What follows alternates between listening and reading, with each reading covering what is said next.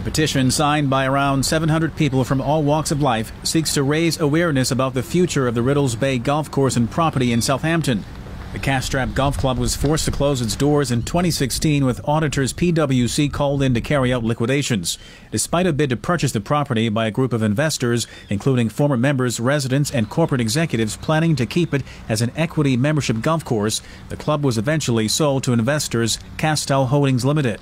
And the idea of the petition is not to object to plans which are already made. It's to bring it to the fore that if plans are in the pipeline or are being considered, that there are people on this island who will object to it. John Kane is a former director of the Riddells Bay Golf Club. He is among the petitioners who fear that the true aim of the new owners is to change the recreational zoning of the property so that the land can be sold for residential development. So far, no such application for development has been made to the planning department, which confirmed to Bermuda Broadcasting News that only a subdivision application had been made, which requested a boundary adjustment. The plan was set out to develop Riddells Bay as a sort of parkland with trees planted all over the way. And then it was sort of slipped in that 15 acres would be used for development. Those 15 acres were well over and above what were actually allowed for development. And confirmation from the planning department that Castell Holdings Limited has so far not made an application for development, but rather just a subdivision application, doing little to ease the worries of petitioners. Well, I can't see why you would want to subdivide it unless you had some plans further down the road. I mean, what's the point?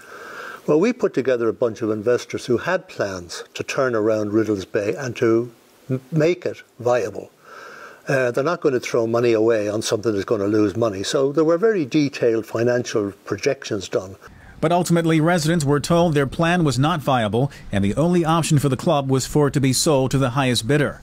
Residents fear that if the recreational zoning is allowed to be changed at some point in the future, then football clubs and other public green spaces zoned for recreational use only will be in jeopardy. Football clubs, all open spaces would be all affected. All these little small plots of land, which when you drive around Bermuda, you see small plots of land where people are growing their produce.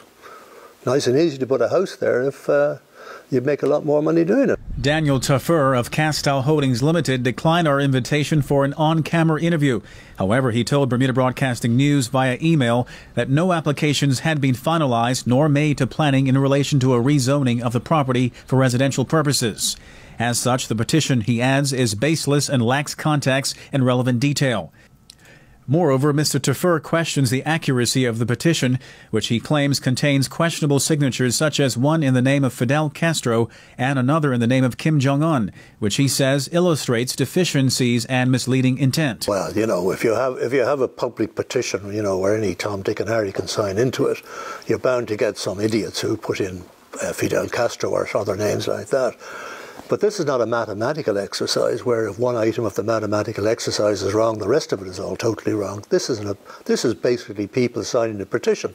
So out of 700, maybe, say there are 5 or 10, it still leaves 690 people. Tari Trott reporting for Bermuda Broadcasting News.